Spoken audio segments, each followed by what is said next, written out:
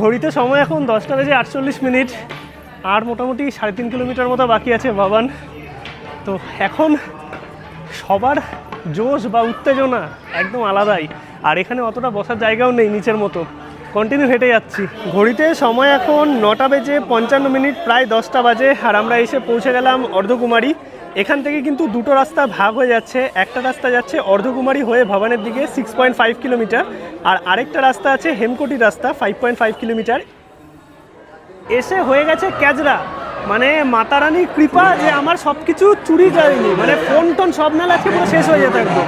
এই যে smart lock নতুন করেছে, ঠিক আছে, এটা হোয়াটসঅ্যাপ বা তোমরা ওই স্ক্যান করে পেমেন্ট করে 50 টাকা করে দেন আর কি লকারে রাখতে পারবে।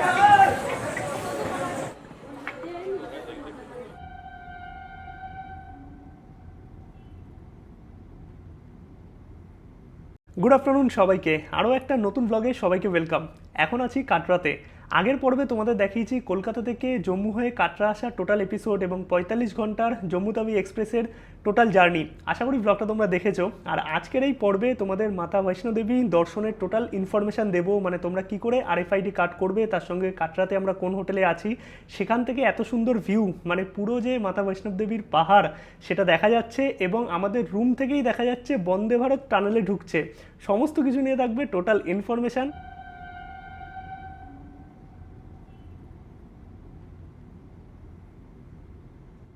এই আমাদের হোটেল রুম থেকে দেখা যাচ্ছে বন্দে ভারত, দেখো টানেলে প্রবেশ করলো, শ্রীনগর যাচ্ছে।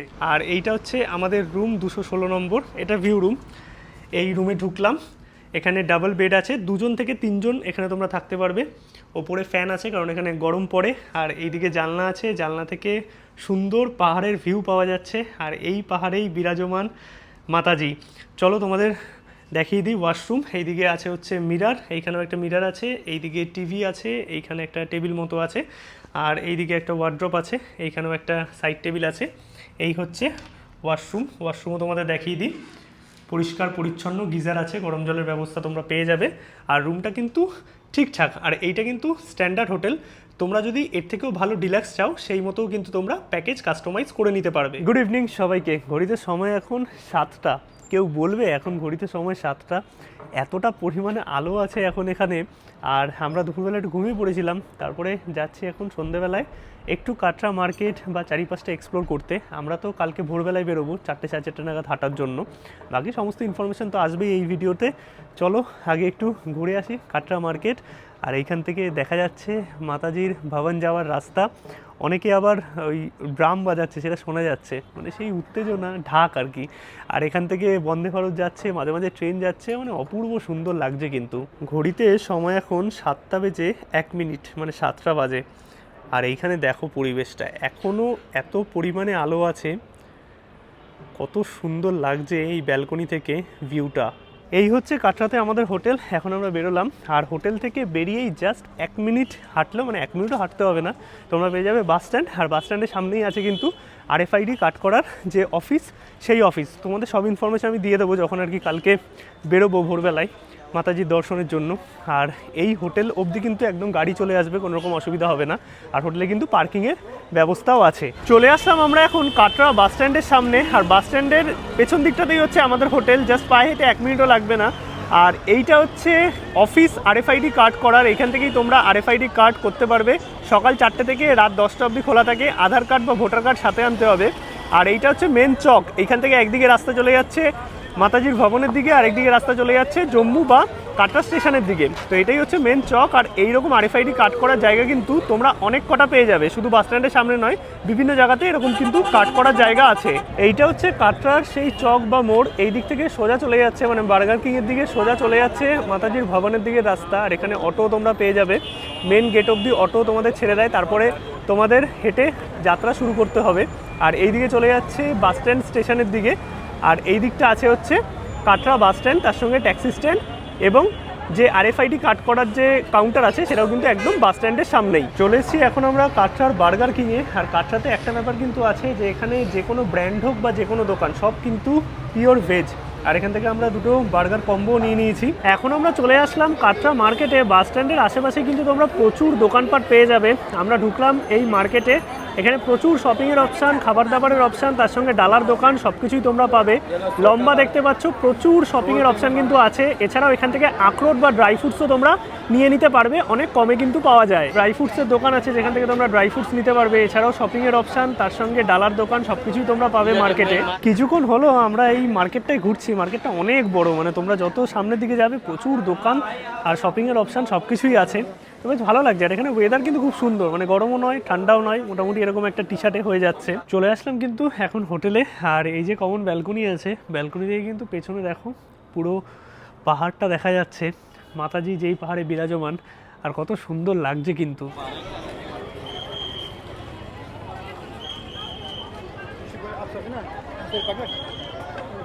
গুড মর্নিং সবাইকে। ঘড়িতে সময় এখন 6:45 মতো। ভেবেছিলাম 6টা সাড়ে 6টায় বেরোবো, অনেকটা লেটই হয়ে গেছে ঘুম থেকে উঠতে। আর এখন চলে এসেছি হোটেল থেকে বেরিয়েই একদম সামনে বাস স্ট্যান্ডের কাছে। আর এই হচ্ছে সেই কমপ্লেক্স অফিস যেখান থেকে আমরা নেব RFID কার্ড। তার জন্য কিন্তু লাগবে ভোটার কার্ড বা আধার কার্ড। তো তোমরা সেটা কিন্তু অরিজিনাল ক্যারি করবে। বাকি এখন RFID কার্ড নেব, নিয়ে আমরা রওনা দেবো যাত্রার উদ্দেশ্যে। আর আজকে কিন্তু মেঘলা ওয়েদার, বেশ ঠান্ডা ঠান্ডা লাগছে। চলো আগে ID কার্ডটা নিয়ে নিই, তারপরে তোমাদের দেখাচ্ছি কি করে তোমরা পৌঁছাবে বানগঙ্গা চেকপোস্ট অবধি, আর তার সঙ্গে কত কিলোমিটার রাস্তা, সমস্ত ইনফরমেশান এবং মাতাজির দর্শন সব কিছু নিয়ে থাকবে টোটাল এই ভিডিওতে। ইনফরমেশান লাস্ট অবধি দেখতে থাকো। এই হচ্ছে কাটরা বাস স্ট্যান্ড। আর বাস স্ট্যান্ড থেকে একটু আগে আসলে এখান থেকে তোমাদের করাতে হবে RFID কার্ড। আর এইটা হচ্ছে চক, এইখান থেকে তোমাদের যেতে হবে কিন্তু মাতাজির দর্শনের জন্য। এইরকম ভেতরে রাস্তা করা আছে। এই আমরা পেয়ে গেলাম RFID কার্ড, 5 মিনিট লাগলো। আধার কার্ড শো করলাম আর একটা ছবি তুললো। এই যে কাউন্টার আছে, যাত্রা রেজিস্ট্রেশন কাউন্টার, এইখান থেকে কিন্তু আমরা RFID কার্ড নিয়ে নিলাম। RFID কার্ড গলায় ঝুলিয়ে নিয়েছি।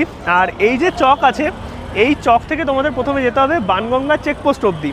সেখান অবধি কিন্তু অটো যায়। এই যে স্ট্যান্ড আছে দেখতে পাচ্ছ, এই স্ট্যান্ড থেকে তোমরা 100-150 টাকা নেবে, তোমরা পৌঁছে যেতে পারবে কিন্তু বানগঙ্গা চেকপোস্ট। সেখান থেকেই হাঁটা শুরু।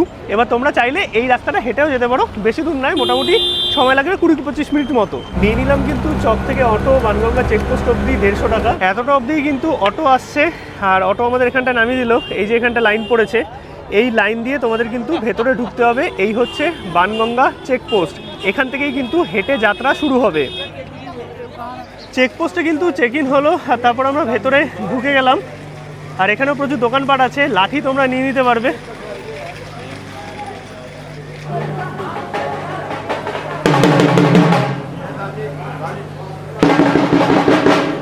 আমরা কিছুটা ভেতর দিকে ঢুকে আসলাম। আর এখান থেকে তোমরা কিন্তু নিয়ে নিতে পারবে ঘোড়া, আর তার সঙ্গে বাচ্চাদের জন্য এইরকম দেখো ছোট ছোট গাড়ি মতো আছে।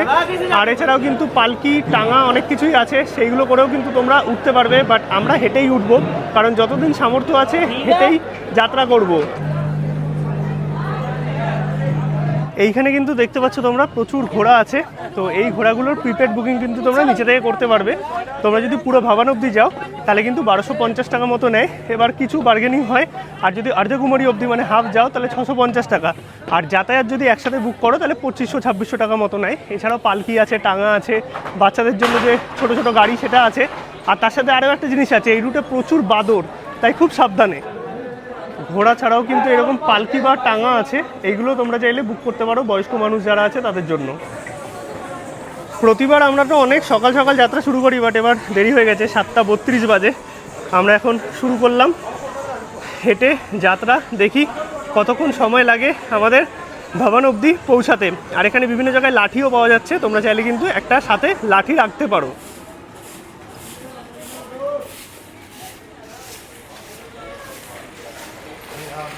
জাস্ট কিছুটাই হেঁটে এসেছি। আর মোটামুটি 13 থেকে 15 কিলোমিটার মতো রাস্তা পায়ে হেঁটে উঠতে হবে, আবার নামতে হবে 15 কিলোমিটার।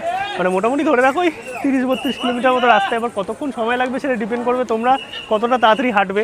আমরা আগেরবার যখন গেছিলাম তখন মোটামুটি 4-5 ঘন্টা মতো লেগেছিল, বাট এবার বেশি হাঁপিয়ে যাচ্ছে, তাই না? এবার বয়স হয়ে গেছে মনে হচ্ছে। আর এইদিকে আছে দেখতে পাচ্ছ স্নান করার যে ঘাট আছে, অনেকে আছে এখান থেকে বানগঙ্গা থেকে স্নান করে তারপরে ওপরে ওঠে। আমরা তো সব ফ্রেশ হয়েই এসেছি। চলো এগোই, কিছুটা যাচ্ছি, একটু দাঁড়াচ্ছি। প্রচুর দোকানপাট আছে, খাবার দাবার, চা এগুলো পাওয়া যাচ্ছে। আর বিভিন্ন জায়গায় কিন্তু তোমরা পানীয় জল এবং টয়লেটের ব্যবস্থাও আছে। একটা জায়গায় দাঁড়িয়ে নিয়ে নিলাম হচ্ছে ওআরএস। আর এখানে প্রচুর দোকানপাট আছে, তার সঙ্গে এরকম মেডিকেল স্টোরও আছে যেখান থেকে তোমরা ওষুধপত্র অথবা এরকম ওআরএস নিয়ে নিতে পারবে। আর লকার রুমও কিন্তু আছে, বাট আমরা ভবনের সামনে গিয়েই লকার রুম আছে সেখানে রাখবো, সব কিছুই তোমাদের দেখিয়ে দেবো। আর এই দেখো, এই যে এইগুলো হচ্ছে পালকি, এরকম পালকিতে করেও কিন্তু বয়স্ক মানুষ যারা আছে তারা ওঠে। এছাড়াও ঘোড়া তো আছেই কন্টিনিউ। 7:30টায় আমরা জার্নি স্টার্ট করেছিলাম, ঘড়িতে সময় এখন 8:20 আমরা এসে পৌঁছে গেছি চরণ পাদুকা। এখানে তোমরা মন্দির দর্শন করে দেন আবারও এগিয়ে যেতে পারবে। আর এখানে অনেকে দেখো বসে রেস্ট করছে। রাস্তা এখনও অনেক দূর, বাট রাস্তা কিন্তু খুব খাড়াই নয়, তোমাদের খুব অসুবিধা হবে না। আর মাঝে মাঝে শর্টকাট আছে, বাট তোমরা কিন্তু ওঠার সময় শর্টকাট নিও না, তাহলে অবস্থা খারাপ হয়ে যাবে। চরণ পাদুকা ক্রস করে অনেকটাই আমরা চলে এসেছি। আর এইটা হচ্ছে নর্মাল রাস্তা দেখতে পাচ্ছ, আর তার সঙ্গে শর্টকাট রাস্তাও আছে। এই যে সিঁড়ি দেখতে পাচ্ছ, এই সিঁড়ি দিয়ে শর্টকাট নিলে একদম ওপর দিকে চলে যাবে, মানে তোমরা একটা বা দুটো বাঁক ওপর দিকে যাবে। আর এই দিক দিকে যদি শর্টকাট নাও নিচের দিকে, তাহলে কিন্তু তোমরা অনেকটাই আবার নিচে নেমে যাবে, এই বাঁকটা ঘুরতে হবে না। কিন্তু এই সিঁড়ি দিয়ে যাওয়ার ফলে যা অবস্থা হয়, মানে পা ফা একদম ধরে যাবে যাকে বলে। তাই সিঁড়িটা অ্যাভয়েড করার চেষ্টা করো। আমার পার্সোনাল এক্সপিরিয়েন্স এতবার আসার পর, নর্মাল রাস্তায় টাইম লাগুক, বাট নর্মাল রাস্তা দিয়ে যাও, সেক্ষেত্রে তোমাদের কষ্ট কম হবে।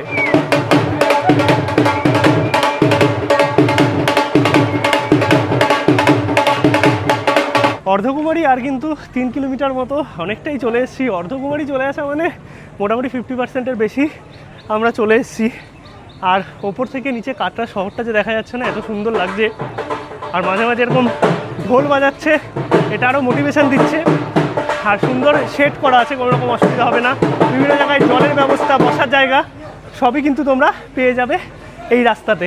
আর দুজনেই এখন অবধি ঠিক আছি, খুব কষ্ট কিন্তু হয়নি।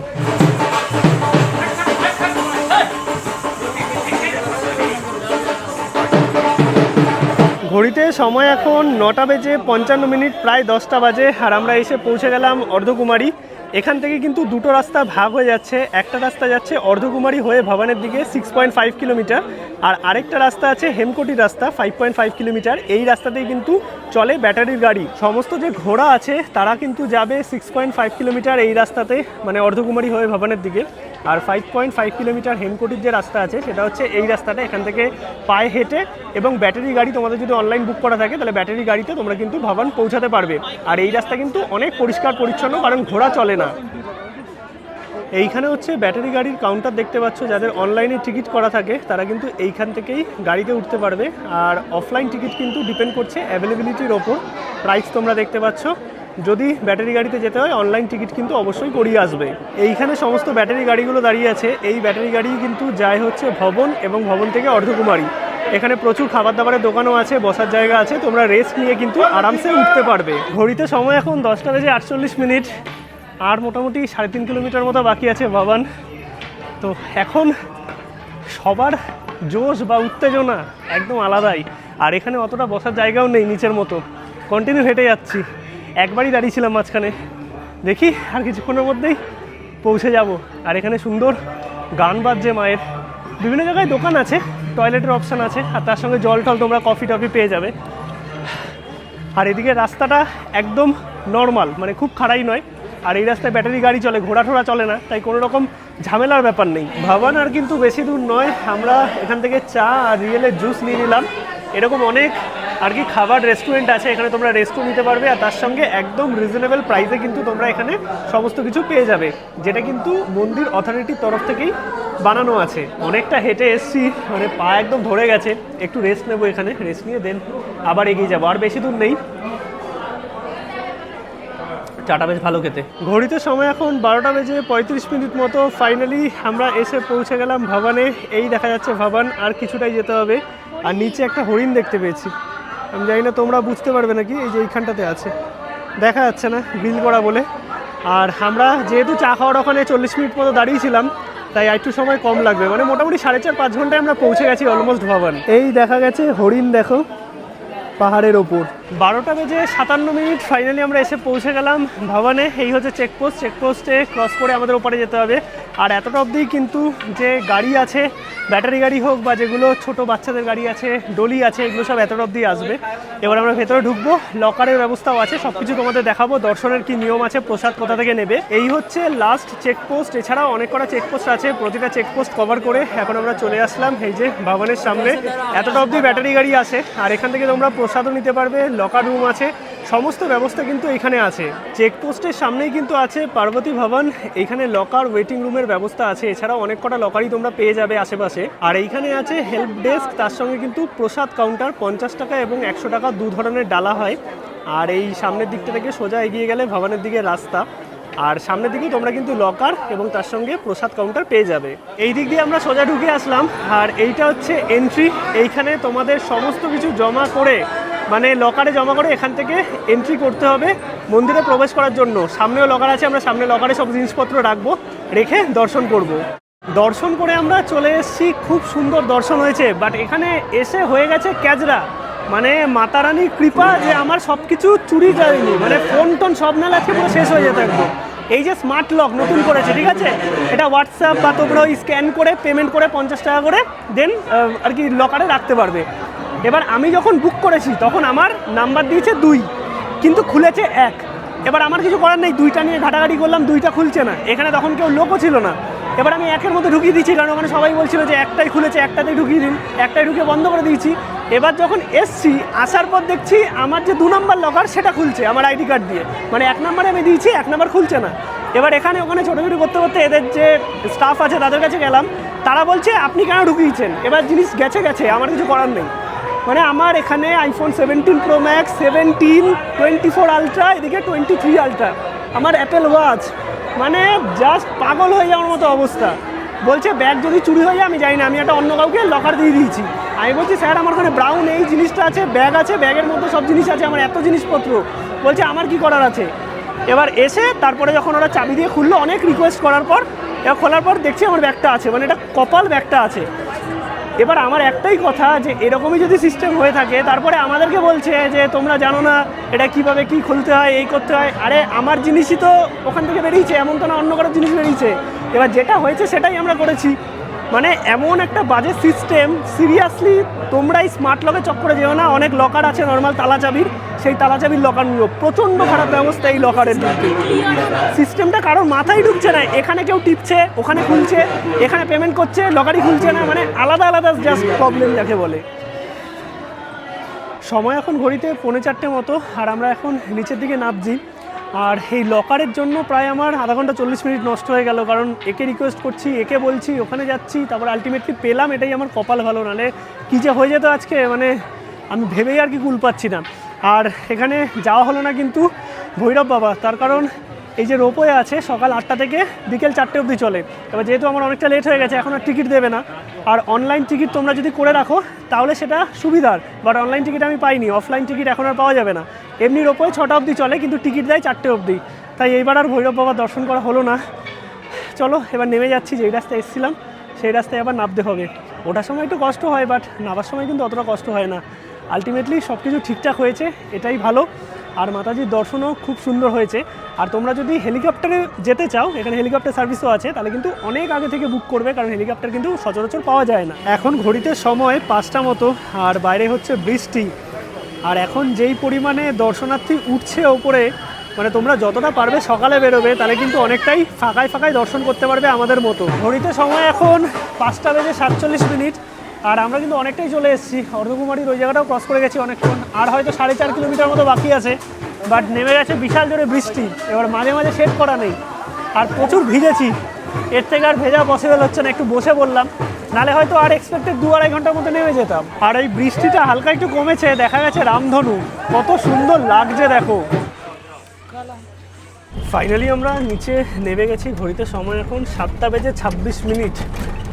এখন অটো নিয়ে নিলাম, অটো নিয়ে যাচ্ছি হোটেলের দিকে। 200 টাকা নিচ্ছে। আর এই অটোতে কিন্তু নর্মালি তোমরা ভাইয়া কিতনা লোক হতে এক অটো মে? 3 से जाता है। আচ্ছা 3 বা 4 জন তোমরা কিন্তু একটা অটোতে হয়ে যাবে। বাকি আর আধা ঘন্টা কম লাগবে সময়, কারণ বৃষ্টি হচ্ছিল, বৃষ্টির জন্য অনেকক্ষণ আমাদের ওয়েট করতে হয়েছে। চলো একদম হোটেলে পৌঁছাই। পায়ের অবস্থা পুরো খারাপ একদম, বাট দর্শন খুব ভালো হয়েছে। গুড মর্নিং সবাইকে।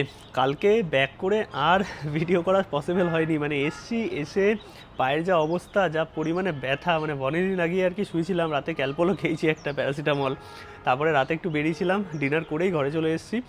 আর তারপরে কিন্তু ঘুমিয়ে পড়েছি, মানে কখন যে ঘুমিয়েছি কোনো ঠিক নেই। সকালবেলা উঠলাম আর কাটরাতে কিন্তু হোটেল চেক আউট 12টা নাগাদ। তো এখন আমরা বেরোবো, আর মোটামুটি তোমাদের মাতা বৈষ্ণব দেবী দর্শন নিয়ে সমস্ত ইনফরমেশানই দিয়েছি।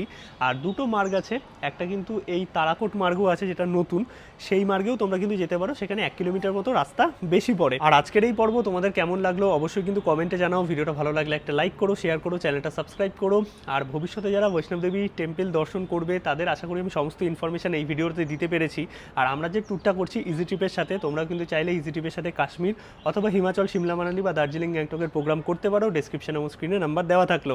আর পরবর্তী এপিসোড কিন্তু অনেক ইন্টারেস্টিং, কারণ বন্দে ভারত, হ্যাঁ সেই কাটরা শ্রীনগর বন্দে ভারত আমার প্রথম জার্নি, যদিও অনেক দিন আগে চালু হয়েছে, সেই এপিসোড আসবে পরবর্তী পর্বে। তাই চলো সবাইকে টাটা, দেখা হচ্ছে নতুন পর্বে।